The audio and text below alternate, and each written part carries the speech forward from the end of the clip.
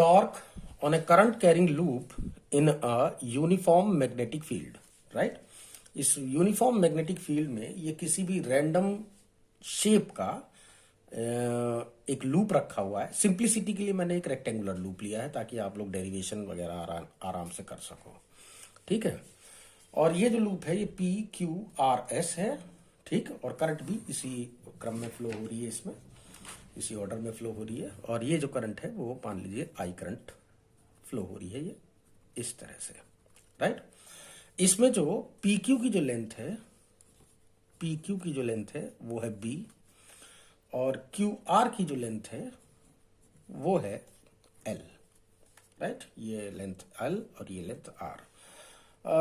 अभी आपके ये पता नहीं समझ में आए ना आए, तो मैं इसमें मैंने एक अलग से आप लोगों के लिए लूप बना लिया है, और वो लूप ये है, ठीक है।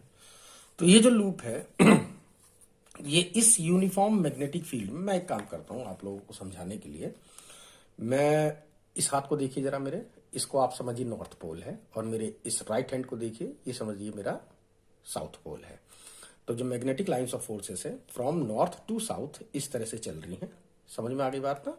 और इसी में इस मैग्नेटिक फील्ड में जो कि from left hand to right hand, इधर से इधर की तरफ है, इसके अंदर ये एक लूप है, ये रखा हुआ है। ये पॉइंट है P, ये Q, ये R और ये S। और ये इस यूनिफॉर्म मैग्नेटिक फील्ड से ध्यान रखिएगा, ऐसे नहीं रखा, ऐसे नहीं रखा, ये कुछ किसी एंगल पे रखा हुआ है इस तरह से। बात समझ में आ गई? तो अब जरा ध्यान से देखेंगे, इस तरह से रखा हुआ है, ठीक। तो ये है पॉइंट P, ये Q, ये R और ये S। अब टॉर्क क्या है? सबसे पहली बात तो आपको ये जानना जरूरी है कि टॉर्क क्या है। तो टॉर्क को समझने के लिए मैं आप लोगों को अलग से ये चीज टॉर्क समझा दूं, क्योंकि ऐसा है कि ये रोटेशनल मोशन में ये चीज पढ़ाई जाती है। ये जब आप 11th में होते हो तभी आपको ये पढ़ा दिया जाता है। तो मैं एक बार इसको मेमोराइज कर दे रहा हूं आप लोगों के लिए।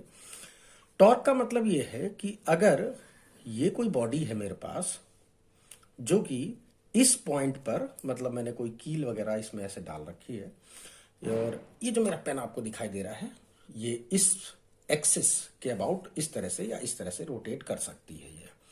तो ये जो एक्सिस आपको पेन के अलोंग जो दिखाई दे रहा है ये है, इसको बोलते हैं रोटेशनल एक्सिस। क्या बोलते हैं? Rotational axis. तो ये पॉइंट O है, और इसके किसी अदर पॉइंट P पर आपने ये इस तरह से फोर्स अप्लाई करा इस पॉइंट P पर, जिससे इसका पोजीशन वेक्टर, अगर मैं इसको ओरिजिन मान रहा हूं तो इसका पोजीशन वेक्टर है वेक्टर R, और इस पॉइंट P पर आपने F फोर्स अप्लाई किया है।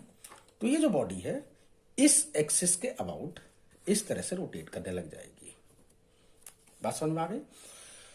तो जो टॉर्क की जो डेफिनेशन दी गई है वो दी गई है R क्रॉस P। इस फिगर को जरा ध्यान से देखेंगे, R क्रॉस P नहीं, ये F है, force F, right.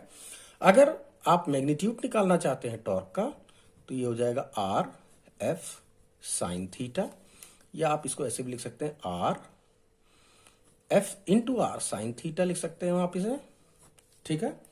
Where theta is the angle between, ये ध्यान देंगे, ये वेक्टर R हो गया इस डायरेक्शन में, ये वेक्टर F हो गया, इन दोनों के बीच का एंगल है ये थीटा, ठीक। अच्छा, ये जो R साइन थीटा है, ये जो फोर्स का लाइन ऑफ एक्शन आपको दिखाई दे रहा है, इसको फोर्स का क्या बोलते हैं हम? Line of action of force, right.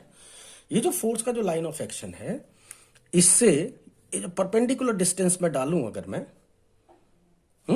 तो ये एंगल अगर थीटा है तो ये भी थीटा होगा, राइट। अब मैं जरा इस वाले ट्रायंगल को मैं अलग से बना दे रहा हूं आप लोगों के लिए। ये यहां पर ये है R लेंथ के इक्वल, ये था आपका ये परपेंडिकुलर, इस मान लीजिए ये पॉइंट M है आपका, तो ये पॉइंट हो गया M, इस तरह से आपने परपेंडिकुलर डाला, ये पॉइंट O है, ये एंगल थीटा था, ये भी थीटा होगा, ये एंगल थीटा है, राइट। तो मैं OM निकालने में इंटरेस्टेड हूं, OM जो परपेंडिकुलर डिस्टेंस है, तो OM साइन थीटा अप्लाई कीजिए जरा इसमें। तो sine theta is equal to हो जाएगा, ये एंगल थीटा है तो ये परपेंडिकुलर होगा, OM perpendicular upon hypotenuse that is R, यानी OM आ जाएगा आर साइन थीटा।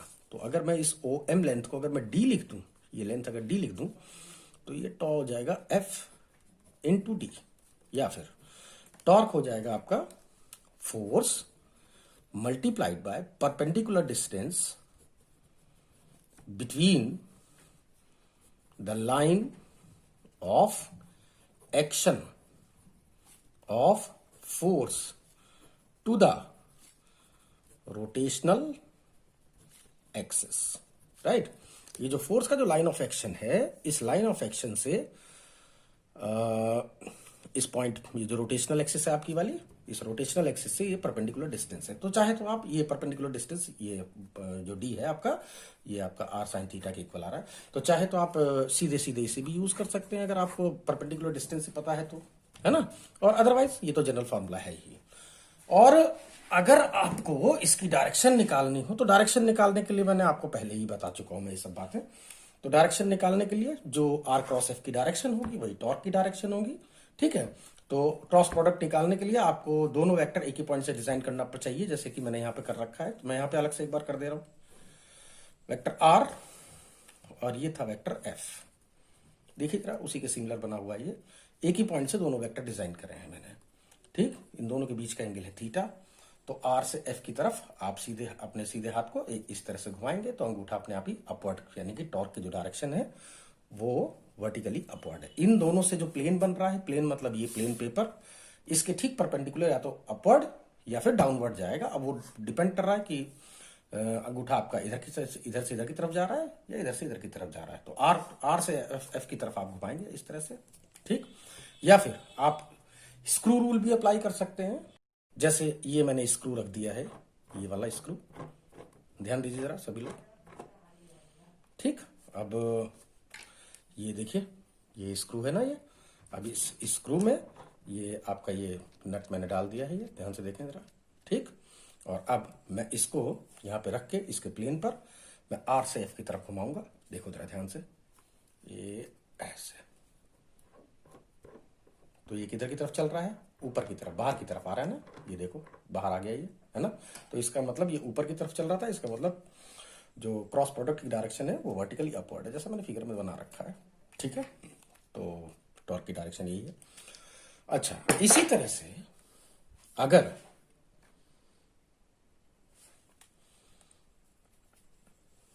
मेरे पास दो फोर्स बाई चांस में अप्लाई करता हूं, ध्यान से देखिएगा, मैंने कभी कभी, असल में बात क्या होती है ना, कि हम लोग कभी भी एक सिंगल टॉर्क नहीं लगाते हैं।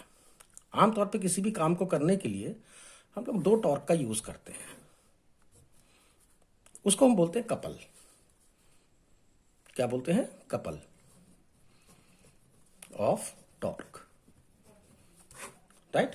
तो ये जैसे मान लीजिए मेरे पास ये कोई रोटेशनल एक्सिस है और मैंने दो इक्वल एंड ऑपोजिट फोर्सेस, दो इक्वल एंड ऑपोजिट फोर्सेस मैंने इस तरह से ऑपोजिट डायरेक्शन में लगा रखी है, राइट। तो इसका जो लाइन ऑफ एक्शन है वो ये है, इसका जो लाइन ऑफ एक्शन है वो ये है, राइट। तो सीधी सी बात है, ये इसको इधर की तरफ घुमाने की कोशिश करेगा और ये इसको इधर की तरफ घुमाने की कोशिश कर रहा है, यानी कि दोनों एक ही डायरेक्शन में घुमाने की कोशिश कर रहे हैं ये। तो ये भी टॉर्क अप्लाई कर रहा है और ये भी टॉर्क अप्लाई कर रहा है, दोनों इक्वल टॉर्क अप्लाई कर रहे हैं। तो ऐसे टॉर्क को हम बोलते हैं कपल या couple of torque, right.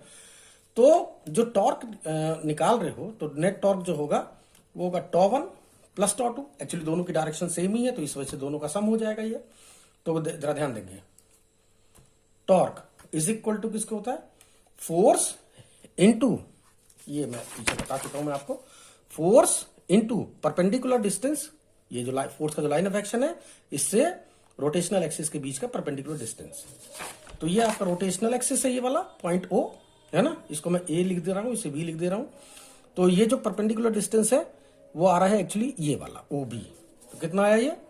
1 force into perpendicular distance between the line of action of force to the rotational axis, यानी कि ओ बी, ये परपेंडिकुलर डिस्टेंस ही आ रहा है ये ओ बी, प्लस इसमें भी फोर्स सेम वही लगा रखी है एफ इंटू परपेंडिकुलर डिस्टेंस, इसका आ जाएगा ए ओ, राइट। तो ये हो जाएगा F into O B plus O A right. अच्छा, तो ये O B plus O A is equal to किसके आ गया, ए बी के, यानी कि एफ इंटू ए बी। तो ओवरऑल जो फॉर्मूला बन रहा है वो क्या बन रहा है कपलिंग के लिए, वन फोर्स, कोई सा भी एक force, one force multiplied by perpendicular distance between the line of action of two forces. ये जो दोनों फोर्सेस हैं इनके बीच का जो लाइन ऑफ एक्शन का जो परपेंडिकुलर डिस्टेंस है, perpendicular distance between the line of action of to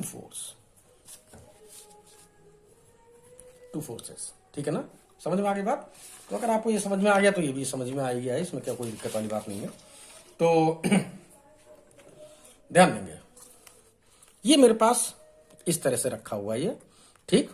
तो इस वायर पी क्यू पे कितनी फोर्स लग रही है ये मैं आपको पहले ही ये कल के ही लेक्चर में बता चुका हूं मैं, कि अगर किसी भी मैग्नेटिक फील्ड के अंदर, किसी भी मैग्नेटिक फील्ड के अंदर अगर कोई current carrying wire L length का कोई वायर थीटा डिग्री के एंगल पे रखा हुआ हो, राइट, तो जिसके अंदर आई करंट आपकी फ्लो हो रही है, एल इसकी लेंथ है, तो इसके ऊपर जो फोर्स लगेगी यानी कि मैग्नेटिक फोर्स जो लगेगी वो I into L cross B लगेगी, या मैग्नीट्यूड की टर्म में अगर देखोगे तो I L B sine theta लगेगी।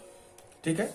अच्छा, तो यहां पर भी अगर आप ध्यान से देखो तो ये जो आपके पास ये जो पी क्यू है, सबसे पहले मैं इस पर निकाल रहा हूं, तो magnetic force on wire P Q, right. तो इस पी क्यू वायर पर जो फोर्स लग रही है वो जरा ध्यान देंगे, ये है, मैं ऐसे बना रहा हूं, ठीक है। इसको ही इसे देखिए आप, इस फिगर को छोड़िए क्योंकि यहां से तो जल्दी समझ में आ जाएगा। तो ये वायर है पी क्यू, तो करंट ऐसे फ्लो हो रही है, ऐसे देखिए, ऐसे पी से क्यू की तरफ, ये पॉइंट पी है, ये पॉइंट क्यू है, ऐसे करंट फ्लो हो रही है, राइट ना। तो मैग्नेटिक फील्ड कैसे है, मैग्नेटिक फील्ड ये इस तरह से है। तो ये हो गया एल और ये हो गया बी, हालांकि ये एल नहीं है, ये बी लिखा हुआ है, ये पी क्यू की लेंथ जो है वो बी है वो, ठीक। तो इसके ऊपर जो फोर्स लग रही है, फोर्स ऑन, मैं F1 लिख दे रहा हूं इसको मैं, F1 इज इक्वल टू हो जाएगा आई, करंट इसके अंदर आई फ्लो हो रही है, लेंथ इसकी बी है और क्रॉस मैग्नेटिक फील्ड की वैल्यू बी है। मैग्नीट्यूड में अगर आप लिखेंगे तो F1 is equal to I B sine alpha, जो भी एंगल है वो अल्फा मान लीजिए, ठीक है। अच्छा, अब इसकी डायरेक्शन आप लोगों के लिए इंपॉर्टेंट है, तो ये हो गया एल और ये हो गया बी, ध्यान देंगे, मैं यहां पर फिगर बना रहा हूं आप लोगों के लिए। ये हो गया एल की डायरेक्शन, ये देखिए एल की डायरेक्शन, और इधर है ये बी की डायरेक्शन, और दोनों के बीच का एंगल है ये अल्फा। तो एल क्रॉस बी की डायरेक्शन, सॉरी ये एल नहीं है, ये बी है ये। तो बी से एल की तरफ आप घुमाइए स्क्रू को अपने, ठीक है। तो या स्क्रू को घुमाइए या अपने हाथ को घुमाइए, कैसे भी करिए, इधर से इधर की तरफ ऐसे अपने कर्लिंग हाथ से कर लीजिए, ठीक। तो डायरेक्शन कैसी आ रही है इसकी, अपवर्ड। तो फोर्स की जो डायरेक्शन है वो यहां पर इस तरह से आ जाएगी, अपवर्ड डायरेक्शन, ये है F1 की डायरेक्शन, ठीक है। लिख दे रहा हूं मैं अपवर्ड, इज दैट क्लियर। अच्छा, इसी तरह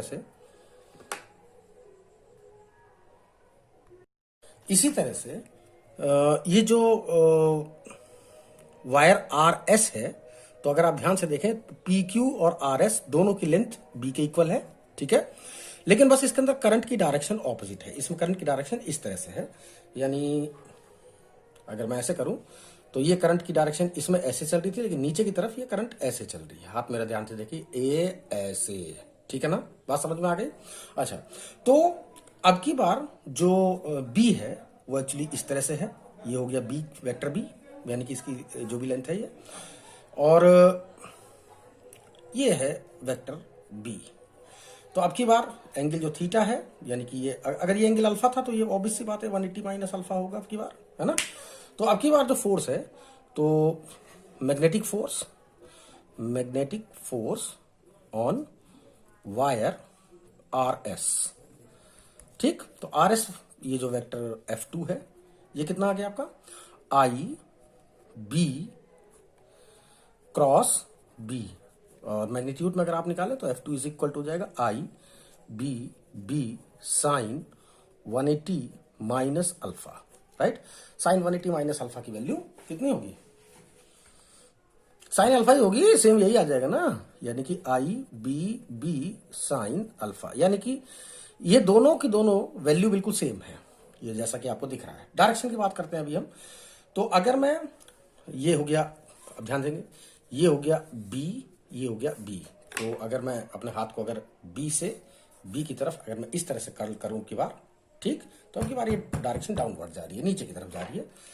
तो ये जो फोर्स है F2 है ना, ये डायरेक्शन नीचे की तरफ। अब ध्यान दीजिएगा यहां पर कि जो F1 है और जो F2 है, ये दोनों ही वेक्टर मैग्नीट्यूड में बिल्कुल सेम है, लेकिन जस्ट ऑपोजिट डायरेक्शन में है। तो इसका मतलब, अब जरा ध्यान दो, इसके ऊपर फोर्स ऐसे ऊपर की तरफ लग रही है, उतनी ही फोर्स इसके ऊपर नीचे की तरफ लग रही है। तो जरा बताए, ये क्या कोई दोनों टॉर्क फॉर्म करेगा? नहीं, बिल्कुल नहीं कर पाएगा ये, है ना।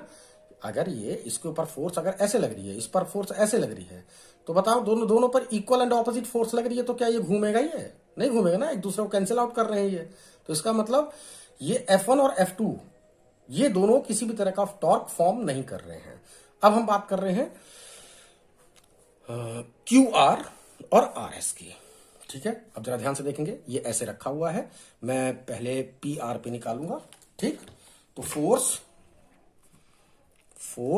ऑन QR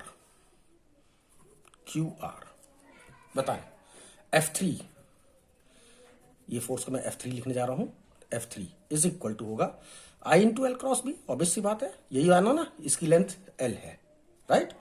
तो मैग्नीट्यूड में जो F3 की जो वैल्यू आएगी वो आ जाएगी ILB साइन 90। ध्यान दीजिएगा, ये जो लेंथ है आपकी QR वाली, ये Q और ये R, ये QR करंट ऐसे फ्लो हो रही है, तो ये QR ये मैग्नेटिक फील्ड के परपेंडिकुलर है। मैग्नेटिक फील्ड ऐसे है ना, और ये ऐसे है, ये भी ऐसे ही है, ये दोनों ही परपेंडिकुलर है। ये वाला QR और SP दोनों ही परपेंडिकुलर है। तो इसका मतलब ये जो साइन 90 की वैल्यू 1 हो जाएगी, तो ये F3 आ गया आपका कितना, ILB। बात समझ में आ गई? अच्छा, अब अगर हम बात करें कि इसके ऊपर कितना, अच्छा डायरेक्शन तो बताया नहीं आपने इसकी डायरेक्शन, जरा ध्यान से देखो, ये हो गया L की डायरेक्शन, ये हो गया B की डायरेक्शन, ये L ये B। तो प्लेन कौन सा बन रहा है, प्लेन कौन सा बन रहा है मेरा, ये ध्यान दें, मैं दो पेन की हेल्प से आपको बता रहा हूं। ये हो गया L और ये हो गया B। तो अब की बार जो मेरा प्लेन बन रहा है वो प्लेन मेरा ये वाला प्लेन बन रहा है। तो इस प्लेन के परपेंडिकुलर या तो फोर्स इधर लग रही है या फोर्स इधर की तरफ लग रही है। वो किधर की तरफ लग रही है वो ध्यान से देखने पर पता लगेगा। L से B की तरफ अगर आप घुमाएं ऐसे अपने हाथ को ये करके, ये L हो गया, ये B हो गया, ऐसे घुमाना है आपको, लाइक दिस, राइट। तो L से B की तरफ ऐसे, तो फोर्स की डायरेक्शन कैसे जा रही है, इधर की तरफ, है ना, पीछे की तरफ जा रही है। यानी कि ये हो गया, अगर मैं यहां दिखाऊंगा तो डाउनवर्ड जा रही है। ये हो गया F3 की डायरेक्शन, ठीक। और जो F4 है, जब आप इसके लिए निकालोगे PS के लिए, तो बस केवल करंट की डायरेक्शन बदल रही है। करंट की डायरेक्शन इसमें डाउनवर्ड है, इसमें ये ऐसे ऊपर की तरफ आ रही है। तो जो F4 है उसकी भी वैल्यू यही आ जाएगी, ILB ही आएगी। लेकिन इसकी जो डायरेक्शन है वो जस्ट इसके ऑपोजिट, यानी कि ये डॉट आ जाएगा, L क्रॉस B से आप निकाल ही लोगे। अब जरा ध्यान से देखो कि अगर इसके ऊपर, इस वाले के ऊपर फोर्स ऐसे लग रही है और इस वाले के ऊपर जो फोर्स है वो इधर की तरफ लग रही है, तो क्या ये दोनों टॉर्क फॉर्म कर रहे हैं? हाँ बिल्कुल कर रहे हैं। ये ऐसे घुमा देगा इसको, ये है ना, बात समझ में आ गई ना। अगर ये इसके ऊपर अगर ऐसे फोर्स लग रही है और इसके ऊपर ऐसे फोर्स लग रही है, तो क्या करेगा ये इस तरह से इसको घुमा देगा। ये बात समझ में आ गई? चलो, ये टूट भी गया है, मेरे ख्याल से समझ में भी आ गया होगा तुम्हारे। तो ये दोनों टॉर्क फॉर्म कर रहे हैं, ये दोनों फोर्स वाकई में टॉर्क फॉर्म कर रहे हैं, एक ये और एक ये दोनों तो बेचारे कैंसिल हो गए थे, लेकिन इन दोनों का लाइन ऑफ एक्शन अलग अलग है। इन दोनों फोर्स का जो लाइन ऑफ एक्शन था, F1 और F2 का जो लाइन ऑफ एक्शन था वो सेम था, इस वजह से कोई भी टॉर्क फॉर्म नहीं कर रहे थे, ठीक है ना। जबकि इन दोनों का लाइन ऑफ एक्शन अलग अलग है, तो अलग अलग है तो ऑब्वियस सी बात है यार, टॉर्क तो फॉर्म करेंगे ये। तो टॉर्क कितना फॉर्म करेंगे? इनफैक्ट ये क्या कर रहे हैं, ये कपल फॉर्म कर रहे हैं। दो फोर्सेस, दो इक्वल एंड ऑपोजिट फोर्सेस हैं जो कि जस्ट ऑपोजिट डायरेक्शन पे एक्ट कर रही हैं, ठीक। तो जो टॉर्क आएगा वो क्या आएगा, कोई सा भी एक force multiplied by perpendicular distance between the line of action of two forces, right ना। तो ये हो गया मेरे पास, ऐसे देखो जरा, ये फोर्स मैं अगर यहां पे मैं अगर पेज बदल दूं तो ठीक है, मैं आप लोगों के लिए एक पेज और निकाल लेता हूं। देखो, अब इस फिगर को जरा अपने दिमाग में रखना। इसमें जो फोर्स लग रही है वो लग रही है ऐसे डाउनवर्ड, ये क्रॉस, और दूसरे वाले पे जो फोर्स लग रही है वो लग रही है अपवर्ड। ठीक, ये है वैल्यू सेम है, F3 ये है और ये F4 ये है। ठीक है, वैल्यू बिल्कुल सेम है। तो दोनों के बीच का परपेंडिकुलर डिस्टेंस कितना आएगा? ये देखिए लाइन ऑफ एक्शन इसका ये है, इसका लाइन ऑफ एक्शन ये है। ठीक, तो दोनों के बीच का जो परपेंडिकुलर डिस्टेंस है वो ये आ रहा है। यानी कि अगर इस फिगर के अकॉर्डिंग देखें तो रुक जाएगा, तो टॉर्क इज इक्वल टू होगा वन फोर्स। तो कोई सा भी एक फोर्स लो, ILB ले लिया मैंने, ILB इनटू जो परपेंडिकुलर डिस्टेंस आ रहा है इन दोनों के बीच का, वो कितना आ रहा है? वो कितना आ रहा है? वो आ जाएगा, ध्यान से देखें, ये लेंथ है B, ये लेंथ B है ना, और इस एंगल को मैंने क्या ले रखा है? ये अल्फा ले रखा है। ठीक, तो कितना हो जाएगा? ये अल्फा ले लो या 180 माइनस अल्फा ले लो, कोई ऐसी बात नहीं है, एक ही बात आ जाती है वो साइन में। ठीक है, तो इनका जो ये परपेंडिकुलर डिस्टेंस यानी कि यहां से यहां तक का जो डिस्टेंस आ रहा है वो कितना आएगा? वो आएगा आपका B साइन थीटा। ठीक, अच्छा, तो टॉर्क इज इक्वल टू हो गया आपका I लेंथ इंटू ब्रेथ, इसका एरिया है ये B है, ये IAB साइन क्या थीटा, क्या अच्छा अल्फा ले रखा था ना, तो अल्फा लो आप, साइन अल्फा। ठीक है, तो ये टॉर्क का रिजल्ट आ गया। अब ध्यान देंगे जरा, अगर ये जो लूप है अगर कॉइल की फॉर्म में होती और उसके अंदर n टर्न्स होते तो ऑब्वियस सी बात है जो टॉर्क लगेगा वो n टाइम हो जाएगा, क्योंकि अगर एक लूप के लिए से अगर इतना टॉर्क लग रहा है तो n लूप के लिए मल्टीप्लाइड बाय n हो जाएगा। तो tau is for n turns of loop कितना हो जाएगा? वो tau is equal to NIAB sine theta. चलिए, ये काम आपका खत्म हो गया, लेकिन अब काम खत्म नहीं हुआ है, यहां से तो असली बात शुरू हो रही है, यहां से असली बात शुरू हो रही है। ठीक है, और अब जो है आपको सारी बातें बड़े ध्यान से समझनी है जो मैं बताने जा रहा हूं, नहीं तो सब गड़बड़ हो जाएगा। जैसा मैंने बताया था कि वीडियो तो थोड़ी लंबी होगी ही है। स्टोरी ये है इसके पीछे कि आप लोगों ने अभी तक मेन 3 टाइप की फोर्स पढ़ी है। पहला है ग्रेविटेशनल फोर्स, दूसरा है इलेक्ट्रिक फोर्स, और तीसरा अब पढ़ रहे हो आप लोग मैग्नेटिक फोर्स। ठीक है ना, ये 3 टाइप की आपने फोर्स पढ़ी है, और ये तीनों की तीनों जो फोर्सेस हैं वो कंजर्वेटिव है। क्या है? कंजर्वेटिव। और तीनों की तीनों फोर्स इनवर्स स्क्वायर लॉ को फॉलो करती हैं, यानी कि जो फोर्स है वो 1/r² के प्रोपोर्शनल है। सभी में, तीनों में यही चीज आती है। ठीक है, लेकिन तीनों में एक एक फर्क है। तीनों को जरा फर्क समझिए क्या है।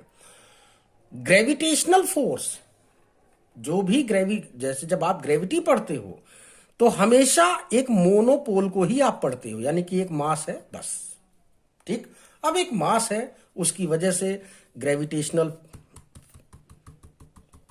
फील्ड कितना है इसके अराउंड, ग्रेविटेशनल पोटेंशियल कितना है किसी पॉइंट पर, यही सब निकालते हो आप। E की वैल्यू कितनी है, V की वैल्यू कितनी है, इसकी वजह से निकालते हो।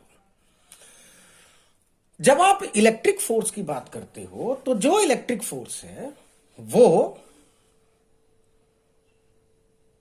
पॉजिटिव भी हो सकता है और नेगेटिव भी हो सकता है, यानी कि इसके अंदर भी मोनोपोल एग्जिस्ट करता है। यानी कि इस पॉजिटिव चार्ज के अराउंड या इस नेगेटिव चार्ज के अराउंड इलेक्ट्रिक फील्ड की वैल्यू या पोटेंशियल की वैल्यू आप फाइंड कर सकते हो, राइट। लेकिन साथ ही साथ आप इसको डायपोल बना भी सकते हो। दो इक्वल और ऑपोजिट चार्जेस को कुछ डिस्टेंस पे रख के, मान लीजिए 12 डिस्टेंस में रखा है, राइट, तो एक ये डायपोल का निर्माण कर रहा है, राइट। और इस डायपोल का जो डायपोल मूवमेंट है जिसको आप P से रिप्रेजेंट करते हो वो होता है 1 charge multiplied by the perpendicular multiplied by the distance between the 2 charges, right. और ये एक वेक्टर क्वांटिटी है जिसकी direction from negative to positive charge, ये ध्यान रखिएगा कि from negative to positive charge होती है। ठीक है ना, बात समझ में आ गई। यानी तीनों ही कंजर्वेटिव भले हों, लेकिन इसके अंदर ग्रेविटी में कभी भी डायपोल एग्जिस्ट नहीं करता है। ये हमेशा परमानेंट डायपोल मतलब परमानेंट ये मोनोपोल ही होता है, क्योंकि अगर आपको डायपोल बनाना है तो आपको एक पॉजिटिव मास लेना पड़ेगा, एक नेगेटिव मास लेना पड़ेगा, तब आप डायपोल बना सकते हो इसका। लेकिन नेगेटिव मास नेचर में एग्जिस्ट नहीं करता, कम से कम अभी तक तो हम लोग नहीं जानते इसके बारे में कुछ भी। ठीक, तो इसलिए ग्रेविटी में कभी भी आप लोगों को ग्रेविटेशनल डायपोल नहीं पढ़ाया गया, लेकिन इलेक्ट्रिक फील्ड में मोनोपोल भी होता है और डायपोल भी होता है, इसलिए दोनों चीजें आपको पढ़ाई गई हैं। लेकिन जब मैग्नेटिक की बात करेंगे हम, तो मैग्नेट में क्या होता है कि इसके अंदर सिर्फ मोनोपोल, ग्रेविटी में, इलेक्ट्रिक में मोनोपोल भी डायपोल भी, जबकि मैग्नेटिक में हमेशा एक डायपोल ही होता है। ये इसके अंदर जैसे कि नॉर्थ पोल है, ये साउथ पोल है, ये नॉर्थ पोल, ये साउथ पोल, मान लीजिए बार मैग्नेट है एक ये, ठीक, और ये स्मॉल एम और ये स्मॉल एम क्या है, ये इसको हम लोग क्या बोल रहे हैं, पोल स्ट्रेंथ बोलते हैं। हालांकि अगर आप चाहो तो जैसे ये पॉजिटिव चार्ज और नेगेटिव चार्ज है, इसी तरह से आप इसको पॉजिटिव मैग्नेटिक चार्ज और इसको नेगेटिव मैग्नेटिक चार्ज भी बोल सकते हो, लेकिन आप लोग ऐसा नहीं बोलोगे क्योंकि ये सिर्फ फिजिक्स का एक कॉन्सेप्ट है। अभी तक इसके एग्जिस्टेंस के बारे में हमें सही तरीके से नहीं मालूम है। ठीक है, तो बस आपको जो बात ध्यान रखनी है वो ये रखनी है कि मैग्नेट जो होता है वो हमेशा ही डायपोल ही होता है, इसलिए इसके अंदर हमेशा आपको डायपोल ही स्टडी करना है। इसके अंदर कभी भी आपको मोनोपोल एग्जिस्ट करने की जरूरत है, वो मोनोपोल की तरह इसको ट्रीट करने की जरूरत नहीं है। राइट, तो जैसे मैं अब बात बताऊंगा आपको कि जैसे आप लोगों ने गॉस थ्योरम पढ़ा, गॉस थ्योरम में पहले बता दूं आप लोगों को, गॉस थ्योरम को ये मैथमेटिकल थ्योरम है, ये कोई इसका फिजिक्स से कोई लेन देन नहीं, फिजिक्स में हम केवल इसको यूज करते हैं। ठीक है, गॉस थ्योरम ये कहती है कि अगर किसी रीजन में ये कुछ चार्जेस रखे हुए हैं, पॉजिटिव चार्ज, नेगेटिव चार्ज, ये प्लस Q1, ये माइनस Q2, ये प्लस Q3, माइनस Q3, ठीक, एंड सो ऑन, ऐसे बहुत सारे चार्जेस रखे हुए हैं, और इसको इनक्लोज करता हुआ मैंने एक क्लोज्ड सरफेस लिया। ध्यान रखिएगा, क्लोज लूप नहीं है, ये क्लोज सरफेस है, ये सरफेस ही पूरा लूप मतलब ये है। ठीक है, अब ये इमेजिनरी भी हो सकता है और ये रियल भी हो सकता है, ये जो क्लोज लूप है। तो E.dA यानी इस सरफेस के अलोंग जो सरफेस इंटीग्रल है इलेक्ट्रिक फील्ड का, क्योंकि पॉजिटिव चार्ज की वजह से लाइंस ऑफ फोर्सेस बाहर आ रही होंगी, किसी की वजह से अंदर आ रही होंगी, तो जो फ्लक्स है E.dA, जिसको आप फाई भी बोलते हो, है ना, फाई ई बोलते हो, ये इज इक्वल टू होता है 1/ε0 time of net charge enclosed by the loop.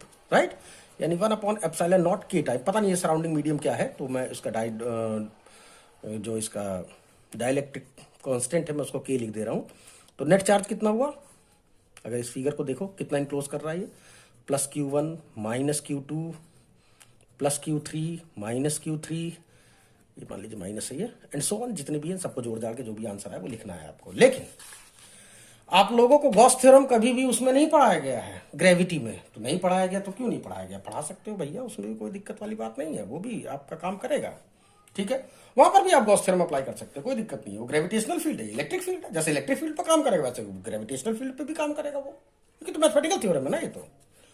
ठीक है, अब जब जरा मैं इसी की बात कर रहा हूं, इसी को ही मैं हमेशा, ये देखिए ध्यान से, कि अगर मैं इसके अंदर कुछ डायपोल्स रख दूं, ये डायपोल्स रखे हैं, plus Q1 minus Q1, plus Q2 minus Q2, plus Q3 minus Q3, तो बताइए नेट फ्लक्स कितना होगा, फाई ई, जिसको आप E.dl के नाम से भी जानते हो, सरफेस इंटीग्रल क्लोज्ड है तो इस वजह से क्लोज का साइन लगाना है, E.dA इज इक्वल टू होगा 1/ε0 times of net charge. Net charge कितना है, plus Q1 minus Q1 plus Q2 minus Q2 plus Q3 minus Q3 and so on, जो भी है इसके अंदर डायपोल, ये सारे के सारे क्या हो जाएंगे, कैंसिल, और ये कितना आ जाएगा, नेट फ्लक्स कितना आ जाएगा, 0।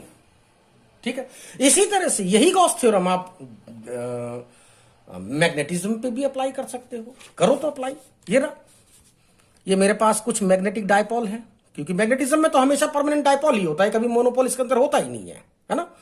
तो ये नॉर्थ, ये साउथ, ये एक दूसरा है, ये नॉर्थ, ये साउथ, ये तीसरा है, ये नॉर्थ, ये साउथ। ध्यान दीजिएगा, पॉजिटिव चार्ज से लाइंस ऑफ फोर्सेस चली और नेगेटिव चार्ज से ये अंदर आ गई, तो ये पॉजिटिव से जितनी निकलेंगी उतनी ही अंदर भी आ जाएंगी, यानी कि जितना फ्लक्स इस सरफेस से नेगेटिव है, पॉजिटिव है, उतना ही फ्लक्स जब अंदर की तरफ जाएगा तो उतना ही नेगेटिव भी हो जाएगा, तो इसलिए नेट आंसर हमेशा 0 हो जाता है।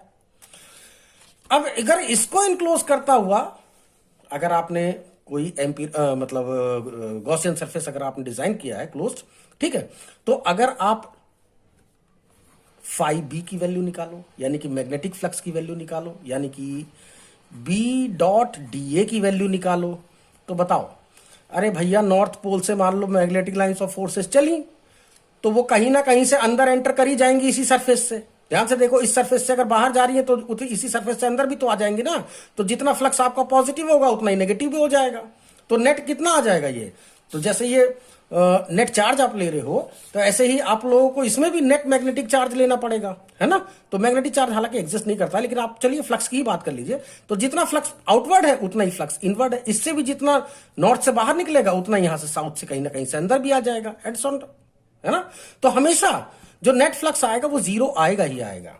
तो गॉस थ्योरम इन मैग्नेटिज्म वो यही बताता है कि ये आंसर हमेशा 0 ही आएगा, और चूंकि हमेशा 0 आता है इस वजह से आप लोगों को कभी ये पढ़ाया भी नहीं जाता ये, ठीक है। इसलिए आप लोग सिलेबस में इसे रखते ही नहीं हो कि हटाओ, जब नेट फ्लक्स हमेशा 0 ही आना है तो क्या बच्चों को फालतू परेशान करना, ठीक है। अच्छा, अब जरा ध्यान दीजिए, ये तो बात हो गई आपकी इसकी। अब यहां पर जो मैं दूसरी बात आप लोगों से करने जा रहा हूं वो ये करने जा रहा हूं, एक तो मेरे पेजेस हमेशा गायब हो जाते हैं, पता नहीं कहां रख देता हूं मैं।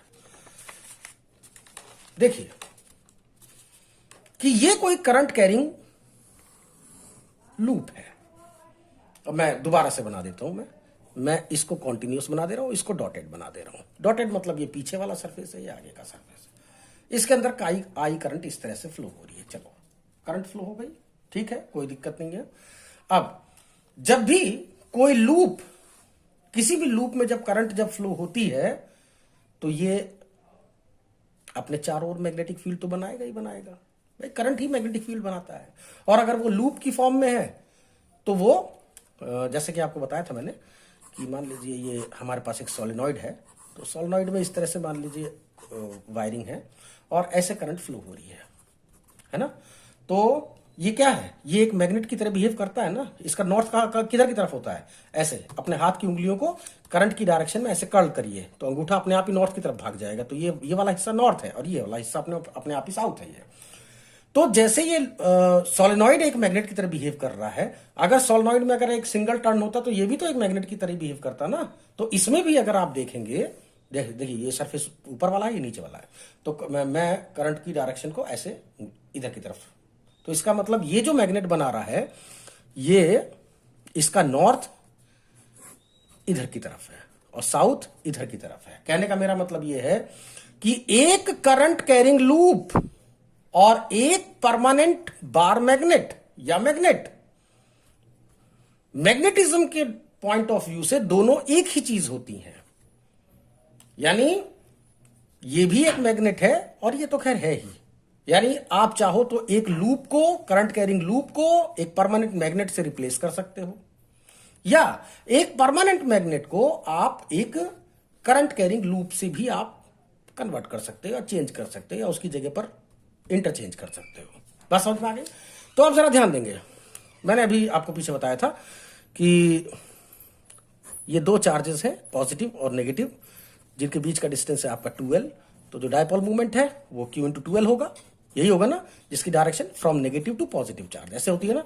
इसी तरह से बेटा ये भी है, ध्यान से देखना जरा, ये नॉर्थ पोल और ये साउथ पोल, ये इसकी पोल स्ट्रेंथ है, ये स्मॉल m लिख रहा हूं मैं, ठीक है। आप इसे एक मैग्नेटिक चार्ज की तरह मान सकते हो, हम लोग यही मानते हैं कि एक मैग्नेटिक चार्ज है ये, ठीक है। तो क्या है, नॉर्थ से, हाँ, तो इसका ये क्या है, ये हमेशा एक डायपोल ही है ये, तो इसका भी डायपोल मूवमेंट भी होगा। तो डायपोल मूवमेंट क्या होगा, जैसे कि इन दोनों में से एक इलेक्ट्रिक चार्ज लिया था, ऐसे इन दोनों में से एक मैग्नेटिक चार्ज लोगे आप, है ना। तो मैग्नेटिक चार्ज को हम पोल स्ट्रेंथ बोलते हैं, स्मॉल m, इनटू दोनों के बीच का डिस्टेंस कितना है ये 2l, तो ये हो गया 2l। ठीक, तो इसको हम बोलते हैं मैग्नेटिक डायपोल मूवमेंट, इसे वेक्टर m से रिप्रेजेंट करते हैं। ठीक है, इसकी डायरेक्शन जैसे इसकी फ्रॉम नेगेटिव टू पॉजिटिव है, इसकी direction from south to north है। असल में साउथ टू नॉर्थ इसलिए लिया जाता है कि लाइंस ऑफ फोर्सेस नॉर्थ से चली और फिर ये साउथ तक गई और फिर ये अंदर साउथ से नॉर्थ की तरफ चलेंगी और एक कंप्लीट लूप बनाती है। तो हम एक्चुअली ये वाली डायरेक्शन को लेते हैं। ठीक है, तो m इंटू 2l ये इसका डायपोल मूवमेंट है। किसका? एक बार मैग्नेट का। तो कुल मिला के अभी तक की थ्योरी से आप लोग संतुष्ट हो गए होंगे। ठीक है, तो मैं जरा एक बार कंपेयर करके भी देख लूं, नहीं तो फिर कहोगे कि यार पता नहीं क्या पढ़ाते हैं क्या नहीं पढ़ाते। ये है ग्रेविटी, ये है इलेक्ट्रिसिटी या इलेक्ट्रोस्टैटिक, और ये है मैग्नेटिज्म, है ना। ठीक है, तो जरा ध्यान दीजिए, अगर एक करंट कैरिंग लूप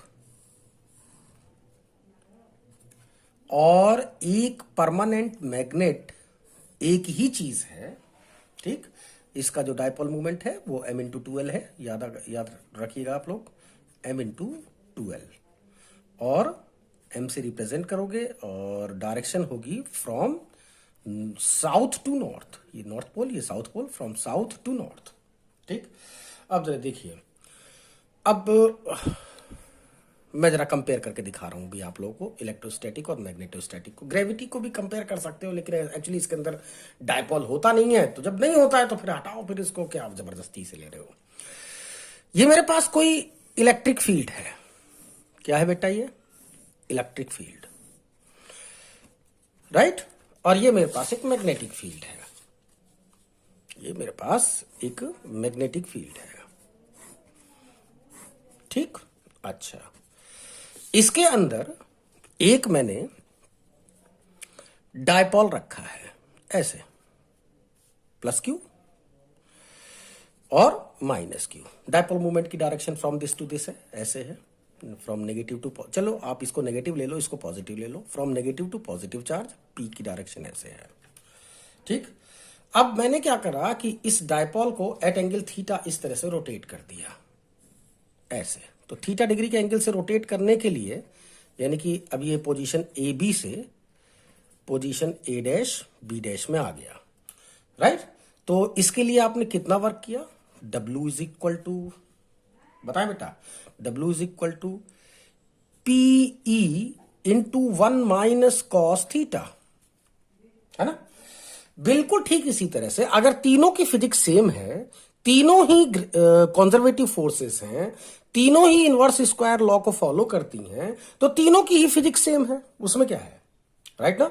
तो जो इलेक्ट्रोस्टैटिक्स से जो आंसर आ रहा है वही तो मैग्नेटिक्स से भी आएगा या कुछ अलग आ जाएगा। इसके अंदर मैंने क्या कर रखा है, मैंने इसके अंदर एक मैग्नेटिक डायपोल रखा है, राइट, जिसकी साउथ पोल ये है, नॉर्थ पोल ये है। तो मैग्नेटिक डायपोल मूवमेंट की direction from this to this, इधर से इधर की तरफ, साउथ टू नॉर्थ। अब मैंने क्या करा, इसको एट एंगल थीटा इस तरह से मैंने इसको घुमा दिया, ऐसे ऐसे था ये, और मैंने कैसे कर दिया, ऐसे घुमा दिया, है ना, यूं एट एंगल थीटा घुमा दिया। तो क्या अब आपको इसका डेरिवेशन करने की जरूरत है? जो डेरिवेशन आपने, जैसे भी डेरिवेशन आपने यहां पे किया था इलेक्ट्रोस्टैटिक में, सेम वही डेरिवेशन तो यहां पर भी करोगे, तो रिजल्ट भी तो सेम आएगा। तो W इज इक्वल टू किसके हो जाएगा, M B into 1 minus cos theta. भाई यहां पर इलेक्ट्रिक डायपोल था तो यहां मैग्नेटिक डायपोल आ जाएगा, ये इलेक्ट्रिक फील्ड था तो ये मैग्नेटिक फील्ड आ जाएगा, है ना, into 1 minus cos theta, theta degree के एंगल से आपने इसे घुमाया है। अच्छा, यहां पर ये भी ध्यान रखिएगा कि ऐसा नहीं है, अगर इसके अंदर कोई परमानेंट डायपोल की जगह पर अगर क्या होता, अगर मेरे पास कोई करंट कैरिंग लूप होता, क्या होता, करंट कैरिंग लूप होता, और मैं इस करंट कैरिंग लूप को ऐसे की बजाय मैंने इसको इस तरह से घुमा दिया होता एट एंगल थीटा, जो भी थीटा एंगल पे, तब भी आपका आंसर यही आता, है ना। बस हाँ, एम की वैल्यू क्या है वो अभी हम देखेंगे। इसके लिए क्या है एम की वैल्यू, हालांकि आ चुकी है, वो डेरिवेशन हो चुका है उसका, लेकिन अभी हम डिस्कस करेंगे। अभी बस आप यही समझिए कि M B into 1 minus cos theta है, ठीक है। एम की value permanent dipole movement, permanent मतलब जैसे कि बार मैग्नेट है, इसके लिए एम इंटू 2l है। एम पोल स्ट्रेंथ, ये 2l, इनके बीच का डिस्टेंस, ठीक है। अच्छा, अब जरा देखें, किसी भी इलेक्ट्रिक फील्ड में, अब मैं बार बार इतने सारी लाइन नहीं खींचूंगा, नहीं तो आपका टाइम वेस्ट होगा। किसी भी इलेक्ट्रिक फील्ड के अंदर अगर ये कोई डायपोल रखा है, मान लीजिए एट एंगल थीटा रखा है, चलो कोई सीधा रखने की जरूरत नहीं है, मान लीजिए ऐसे रखा हुआ है at angle theta, from negative to positive, ये है इसकी डायपोल मूवमेंट, और ये इलेक्ट्रिक फील्ड की डायरेक्शन हो गई ऐसे, ठीक है। दोनों के बीच का एंगल थीटा है ही। तो अगर ये रखा हुआ है तो इसकी इलेक्ट्रिक पोटेंशियल एनर्जी कितनी होगी, वो होगी आपकी U is equal to minus P dot E, याद होगा आपको, या फिर आप इसको minus P E cos theta भी लिख सकते हो, ठीक। बिल्कुल ठीक इसी तरह से अगर ये मैग्नेटिक फील्ड होता, इसका डेरिवेशन आता है ना, तो इसका भी डेरिवेशन तुम्हें आता है, मैग्नेट में भी आएगा। ये मान लीजिए मैग्नेट है, इसके अंदर कोई बार मैग्नेट रखा है जिसके डायपोल मूवमेंट की डायरेक्शन, यानी कि एम की डायरेक्शन ऐसे है, ठीक है। या इसकी जगह पर क्या रखा है, कोई आपके पास करंट कैरिंग लूप रखा है, क्योंकि दोनों एक ही बात होती है। कोई क्या रखा है, करंट कैरिंग लूप है, तो इसका भी डायपोल मूवमेंट इधर की तरफ ही है, यानी कि अभी बता रहे हैं कैसे होगा। ये ऐसे करंट अगर फ्लो हो रही है तो इस तरह से करंट फ्लो हो रही है, तो मैग्नेटिक डायपोल मूवमेंट इधर की तरफ आ जाएगा इसका, ठीक है। अच्छा, तो एट एंगल थीटा रखा हुआ है, तो इसकी पोटेंशियल एनर्जी कितनी होगी, जैसे यहां पर थी माइनस पी डॉट ई आई थी, डेरिवेशन आपने करा था ना, सेम वैसी डेरिवेशन यहां पर भी करना, बिल्कुल वैसे ही, जरा सा भी चेंज नहीं करना है। माइनस एम, ये पी था, तो यहां पर इलेक्ट्रिक डायपोल मूवमेंट की जगह से मैग्नेटिक डायपोल मूवमेंट आ गया, इलेक्ट्रिक फील्ड की जगह से मैग्नेटिक फील्ड आ गया, या फिर minus M B cos theta भी लिख सकते हो आप इसे, ठीक है। कोई दिक्कत परेशानी तो नहीं है ना। हाँ, एम की वैल्यू इसके लिए क्या है वो अभी हम बताएंगे, मतलब बता चुका हूं मैं, लेकिन अभी बताऊंगा मैं, डिस्कस करेंगे अभी हम इसके बारे में, ठीक है। अच्छा, अब चलो इसका तो काम खत्म हो गया, और देख लो और केस क्या क्या है, जो भी आप लोग केस, जो आप लोगों ने इलेक्ट्रिसिटी में पढ़ा था, आपने ये पढ़ा, आपने ये कहा मेरे से कि सर ये बताइए कि ये डायपोल इलेक्ट्रिक डायपोल है, ठीक है, जिसकी direction from negative to positive charge ऐसे है। इसके एक्सियल पॉइंट पर, इस पॉइंट पर इलेक्ट्रिक फील्ड की स्ट्रेंथ कितनी होगी, तो आप लोगों ने डेरिवेशन किया था ना, याद आ गया ना, क्या आया था, 1/4 pi epsilon not 2p upon r cube, right ना। और ये जो आपका इक्वेटोरियल पोजीशन है डिस्टेंस r पे, ये मतलब ये रहा डिस्टेंस r, तो यहां पर आपका जो इलेक्ट्रिक फील्ड है वो कितना है, वो था आपका 1/4 pi epsilon not p upon r cube. ये वैल्यू में सिर्फ वैल्यू लिख रखी है मैंने, डायरेक्शन मतलब वेक्टर की टर्म में मैंने नहीं लिखा इसे, वेक्टर की टर्म में लिखना चाहो तो आप लिख सकते हो, कोई ऐसी बात नहीं है, आपको पता ही है इसकी वैल्यू क्या है, ठीक है। अगर बिल्कुल इसी की एनालॉजी में अगर आप देखो, जैसे आपने इसका डेरिवेशन किया था, बिल्कुल ऐसे ही डेरिवेशन इसका भी। ये मान लीजिए मेरे पास साउथ पोल, ये नॉर्थ पोल है, इसकी पोल स्ट्रेंथ है स्मॉल m, राइट। तो इसके एक्सियल पॉइंट पर, ये इसके बीच का डिस्टेंस, ये टोटल 2l है ये, ठीक है। तो एक्सियल पॉइंट पर r डिस्टेंस पर जो मैग्नेटिक फील्ड है वो कितना आएगा, वो इसी के एनालॉजी में लिखा जाएगा। यहां ध्यान रखिएगा, यहां ये बात ध्यान रखिएगा कि ये जो हमने रिजल्ट लिखा है ये टाइनी डायपोल के लिए लिखा है। टाइनी डायपोल का मेरा मतलब ये हो गया कि जो इसके बीच का जो सेपरेशन है 2l है ना, ये 2l इस r की कंपेरेटिवली बहुत ही कम है, यानी कि नेग्लिजिबल है, ठीक है।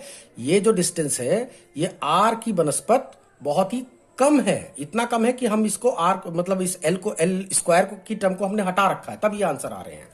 ऐसे ही ये भी है, ये जो मैंने मैग्नेटिक डायपोल लिया है या एक बार मैग्नेट लिया है, इसमें भी इस r की वैल्यू इतनी ज्यादा है कि मतलब इस l की कंपेरेटिवली कि जो l स्क्वायर है, तो l स्क्वायर की टर्म को हमने हटा दिया है, उसको नेग्लिजिबल मान लिया है, तभी रिजल्ट आ रहे हैं। तो बी इज इक्वल टू जैसे 1/4πε0 है, इसके अंदर कांस्टेंट μ0/4π होता है। 2p/r³, तो ये आ जाएगा 2m/r³, है ना। अच्छा, ये इसका एक्सियल पॉइंट है, ये इक्वेटोरियल लाइन पर। इस जगह पर मैग्नेटिक फील्ड कितना होगा टाइनी डायपोल के लिए, ध्यान रखिएगा, टाइनी डायपोल के लिए दोनों रिजल्ट लिखे हुए हैं ये। B is equal to tiny dipole मतलब छोटा डायपोल, μ0 इस कांस्टेंट की जगह से μ0/4π आएगा, p की जगह से यहां पर m आएगा, r³ तो है ही, ये r आपका ये डिस्टेंस है ना। समझ में आ गई ना बात। तो यही आंसर आने हैं, जैसे डेरिवेशन आपने यहां पे किया था एज इट इज, बिल्कुल वही का वही डेरिवेशन आपको कर देना है। बस इसको क्या लेना है आपको, इसको आपको पॉजिटिव चार्ज लेना है और इसको नेगेटिव मैग्नेटिक चार्ज लेना है। इस तरह से मान के तब आप चलोगे। इसको बस लिख देना वहां पे कि ये पोल स्ट्रेंथ की लिख देना, ये मैग्नेटिक चार्ज लिख देना, तब भी बात उससे कोई फर्क नहीं पड़ने वाला है, आपको पूरे फुल मार्क्स मिलेंगे उसके। ठीक है। हाँ, यहां पर आप क्वेश्चन कर सकते हो कि अगर ये क्या होता बेटा, ये कोई लूप होता, ठीक है ना, तो लूप के एक्सियल पॉइंट पर मैग्नेटिक फील्ड आप तो पहले निकाल चुके हो, ये रहा लूप, है ना, इसके अंदर आई करंट फ्लो हो रही है, इसके एक्सियल पॉइंट पर जो मैग्नेटिक फील्ड है r डिस्टेंस पर, B इज इक्वल टू किसके होता था, μ0 NiA²/2A² + x² अब आप कहोगे सर यहां तो आप ये बता रहे हो, यहां पर ये बताने लग गए, है ना। मतलब पहले जो हमने जो डेरिवेशन किया था एक्सियल पॉइंट के लिए वो ये आ रहा था। तो मैं आपको यहां पर बिल्कुल क्लियर बता दूं कि ये दोनों एक ही चीज है, बिल्कुल सेम टू सेम, बिल्कुल सेम लिखा हुआ है। अभी मैं इसको बताऊंगा कि कैसे दोनों की दोनों वैल्यू सेम है ये, ठीक है। लेकिन मैं इससे पहले आपको लोगों को कुछ और संतुष्टि कर दूं। जब हम लोग डेरिवेशन जिसका कर रहे थे, जरा हम अब उस पर आ जाए। तो मैं बेटा ये बताने की कोशिश कर रहा हूं आपको, पता नहीं वो डेरिवेशन कहां चला गया है। हाँ, ये हमारा tau is equal to NiAB sin theta आ रहा था। किसका आ रहा था, वो आ रहा था, ये हमारे पास एक, ध्यान दो, ये मैग्नेटिक फील्ड में ये एक लूप रखा हुआ है ना, करंट कैरिंग लूप है ना। तो करंट कैरिंग लूप का मतलब ये एक परमानेंट डायपोल है, ये मैग्नेटिक डायपोल है ये, राइट। तो ये जो मैग्नेटिक डायपोल है, इस मैग्नेटिक डायपोल, अब जरा मैं आपको पहले पुरानी वाली बात याद दिलाऊं पहले तो मैं, कि पुरानी वाली बात ये है कि इलेक्ट्रिक फील्ड में ये आपके पास एक डायपोल है जिसकी डायरेक्शन ये है, यानी कि नेगेटिव चार्ज यहां पर है और पॉजिटिव चार्ज यहां पे है, ठीक। थीटा डिग्री के एंगल पे शराफत से रखा हुआ है। तो शराफत से रखा हुआ है तो इस पॉजिटिव चार्ज पर फोर्स ऐसे लगनी है और इस नेगेटिव चार्ज पर इलेक्ट्रिक फील्ड की ऑपोजिट डायरेक्शन में फोर्स लगनी है ना, पक्का है ना। कितनी फोर्स लगती है वो, QE charge along the electric field, along the direction of electric lines of force, और जो नेगेटिव चार्ज है वो इलेक्ट्रिक फील्ड की जस्ट ऑपोजिट डायरेक्शन में, Q × E फोर्स इस पर भी लगनी है। तो इसके ऊपर टॉर्क कितना आ रहा था, याद आ रहा है, क्या है ये एक कपल है, तो कपल है तो कोई सा भी एक फोर्स ले लो इन दोनों में से, Q × E multiplied by the perpendicular distance between the 2 point, between the line of action of 2 forces, right ना। तो परपेंडिकुलर डिस्टेंस कितना है, अगर ये एंगल थीटा है, ये भी थीटा होगा, तो ये वाला, ये आपका ये 12 था, ये याद होगा आपको। तो ये कितना आया, 12 sin थीटा आया ना। तो परपेंडिकुलर डिस्टेंस कितना आया, 12 sin थीटा। Q × 12 की जगह से आपने लिख लिया था PE sin थीटा, यही आ रहा था ना। या आपने इसको वेक्टर टर्म में ऐसे लिख दिया था, P × E, यही लिखा था ना। अच्छा, अब वही तो मैंने भी करा है अभी डेरिवेशन। अगर इस मैग्नेटिक फील्ड में एक मैग्नेटिक डायपोल रखा हो, क्या रखा हो बेटा, मैग्नेटिक डायपोल, जिसका पोल मैग्नेटिक डायपोल मूवमेंट की डायरेक्शन ऐसे है, from south to north, right. अच्छा, तो बताएं, ये भी तो एक टॉर्क एक्सपीरियंस करेगा ना। इसका भी डेरिवेशन बिल्कुल वैसे ही होगा जैसे इसका करे थे आप। बस इसको क्या करना है, जैसे पॉजिटिव और नेगेटिव चार्ज ले रखे थे, तो इसकी जो पोल स्ट्रेंथ है ये स्मॉल m जिसको आप बोलते हो, ठीक, इसको पॉजिटिव मैग्नेटिक चार्ज, इसको नेगेटिव मैग्नेटिक चार्ज करके तब आप इसका डेरिवेशन करोगे और फिर वो आंसर यही आएगा आपका, राइट। सेम टू सेम, जैसे डेरिवेशन ये करा वैसे इसको भी करो, ठीक।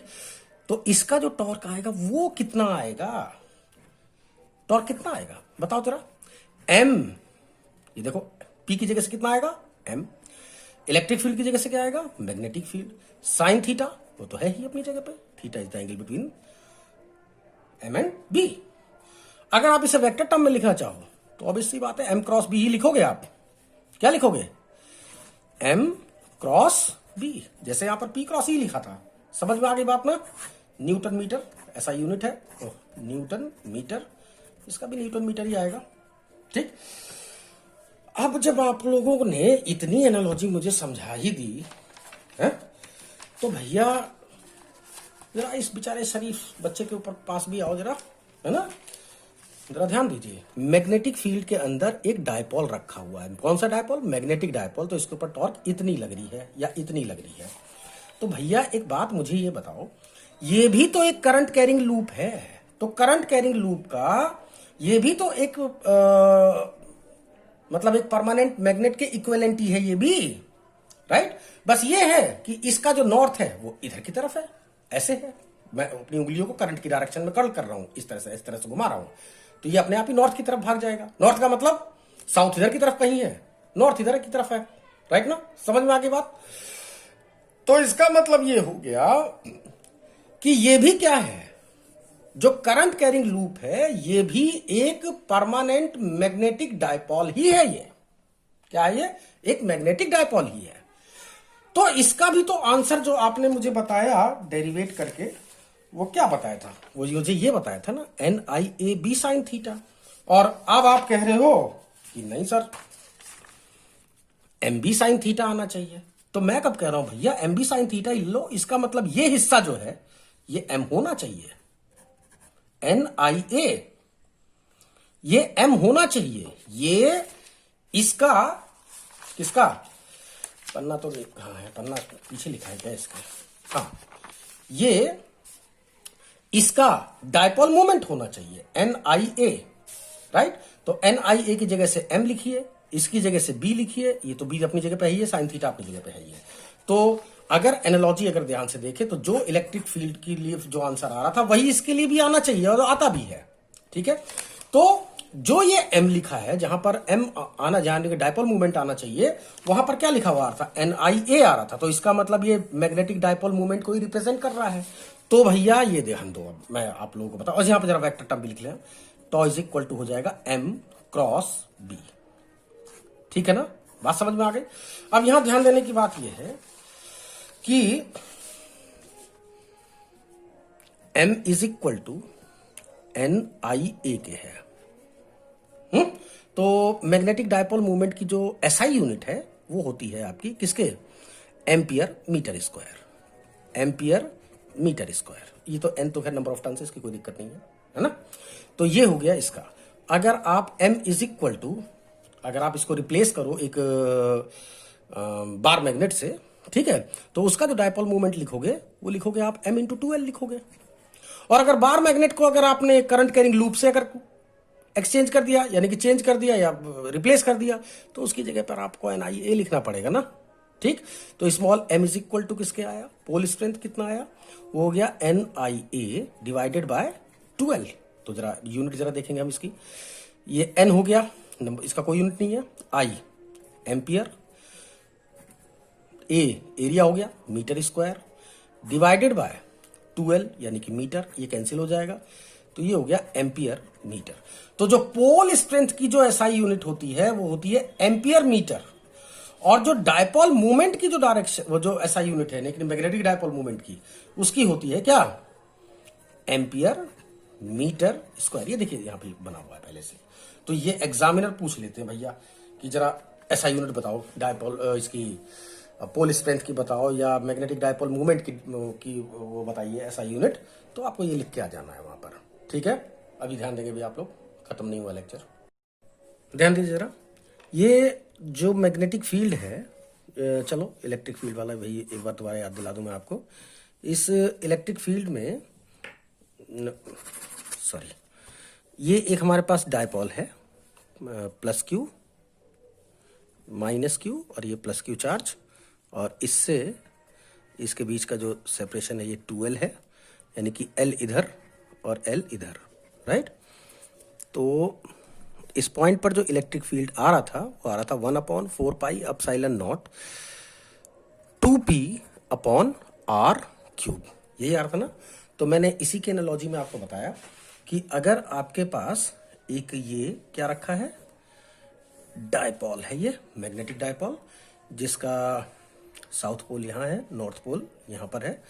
तो इसके एक्सियल पॉइंट पर जो मैग्नेटिक फील्ड है वो इसी के एनालॉजी में आ रहा था 1/μ0/4 पाई 2m अपॉन r क्यूब। अब मैंने आपसे बताया कि अगर इसकी जगह पर अगर ये कोई ये होता, क्या होता, एक करंट कैरिंग लूप होता, ठीक, तो उससे ये r डिस्टेंस पर मैग्नेटिक फील्ड की वैल्यू कितनी आती। तो हमने आप डेरिवेशन करा है, बायो-सेवर्ट लॉ से हमने डेरिवेशन किया है, और वो रिजल्ट आ रहा था B is equal to μ0/4 pi sorry μ0 ni, n का मतलब नंबर ऑफ टर्न्स इसके अंदर कितने हैं, ni upon a square upon 2a square plus x square, जबकि a क्या है, इसकी रेडियस है। बात समझ में आ गई। अब जरा ध्यान दो, मैंने आपसे कहा कि ये दोनों एक ही बातें लिखी हुई हैं। अब क्यों लिखी हुई है ये देख लो भी आप, है ना। पहली बात तो ये कि जो रिजल्ट लिखा हुआ है ये टाइनी डायपोल के लिए है, यानी कि इस r की वैल्यू इस L की बनस्पत बहुत ही कम है। ये जो L, इन दोनों के बीच का जो सेपरेशन है वो 2L है, वो पोल स्ट्रेंथ के बीच का। तो दोनों ही ये सेम चीजें लिखी हुई हैं। क्यों लिखी हुई हैं देखो जरा, μ0 ni, एक काम करो जरा, पाई से ऊपर नीचे मल्टीप्लाई कर लो पहले तो ये हो जाएगा 2a square plus x square raise to power 3/2, यही होगा ना। अच्छा देखो जरा, ni पाई a स्क्वायर क्या है, पाई a स्क्वायर इसका एरिया है ना।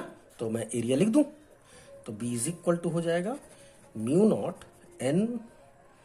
ni a upon 2a square plus x square raise to power 3/2।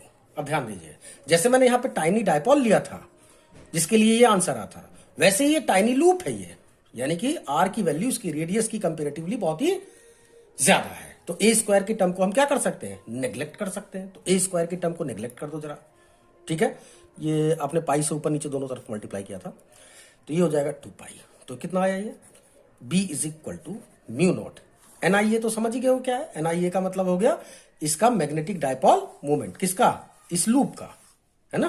Current carrying loop के लिए हम लोग NIA यूज करते हैं, परमानेंट डायपोल के लिए m इंटू 2L यूज करते हैं। तो वो तो दोनों एक ही मतलब होता है, उससे कोई फर्क नहीं पड़ता है। तो ये हो जाएगा आपका m अपॉन 2 पाई, इस a स्क्वायर को मैंने नेग्लेक्ट कर दिया है, तो 0 प्लस x स्क्वायर का रेज टू पावर 3/2। समझ में आ गई बात।